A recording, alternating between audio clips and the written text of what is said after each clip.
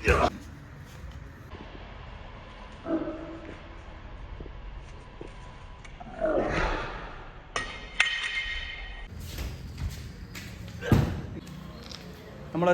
പെട്ടെന്ന് സാധാരണ എപ്പോഴും സ്വാഭാവികമായിട്ട് സംഭവിക്കാൻ സാധ്യതയുള്ളൊരു കാര്യമാണ്. ഇപ്പോൾ ഒരാൾ കത്തി നമ്മളെ കുത്തുകയാണെങ്കിൽ പെട്ടെന്ന് നമ്മളെ കോളറിൽ കയറി പിടിച്ച് ചരിക്കും നമ്മളെ പെട്ടെന്ന് കുത്തുന്നത്. അപ്പോൾ ആ സമയത്ത് നമുക്ക് എങ്ങനെ ഇത് പ്രതിരോധിക്കാമെന്നാണ്. കുറച്ച് റിസ്ക്കാണ്.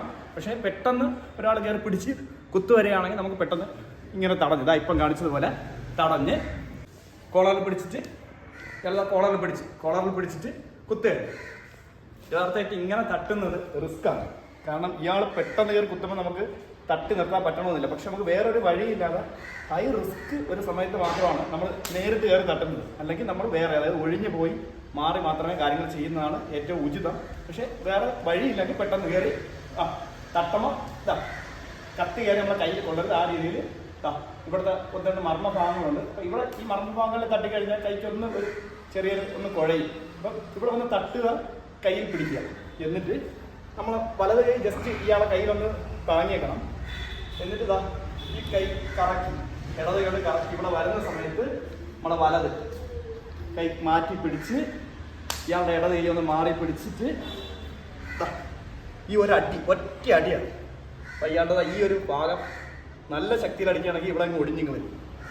അപ്പം എന്തെങ്കിലും ഇയാൾ വിടും, അല്ലെങ്കിൽ നമുക്ക് ഇയാളെങ്ങനെ പിടിച്ചിങ്ങ് എടുക്കാം.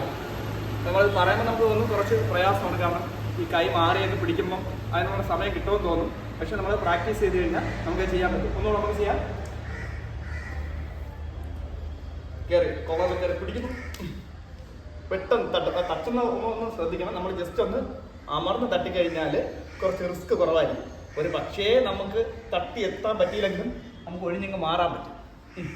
നമ്മൾ ജസ്റ്റ് തട്ടി പിടിച്ച് ഇതിങ്ങ് കൊണ്ടുവന്ന ഉടനെ